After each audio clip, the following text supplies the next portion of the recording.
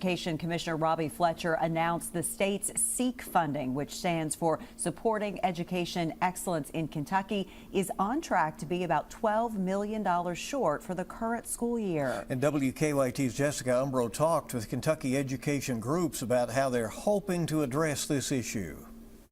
There's plenty of money that the state has that can help to address this problem. Eddie Campbell, president of the Kentucky Education Association, says he'll be at the Capitol advocating for funding to address a $12 million SEEK funding gap. The current budget's per pupil funding allocation gave a lower estimate than what ended up being needed this school year. Campbell says he's eyeing the state's $4 billion rainy day fund. We want to make sure that our public schools have all the resources that they need to provide a high-quality public education in every school district across the Commonwealth. Just over a week ago, a group called the Kentucky Student Voice Team filed a lawsuit claiming that the state has not fulfilled its constitutional duty to provide equitable education for all Kentucky students. They say that this shortfall in funding backs up that claim. This recent shortfall in funding is very disappointing, but it is also part of a larger trend in inadequate funding from our legislature. As a former superintendent, Nancy Hutchinson, CEO of the Kentucky Education Development Corporation, says all districts would feel the impact of a funding shortfall,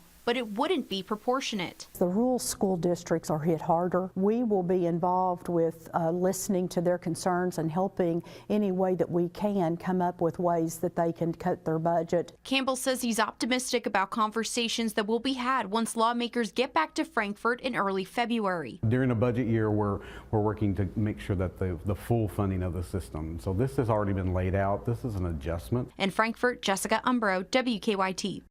And WKYT reached out to House Speaker David Osborne about this funding shortfall. He brought up the concern about the per pupil costs and how they're calculated, saying in part, quote, multiple shortfalls over the past 15 years have been called into question just how reliable the data is.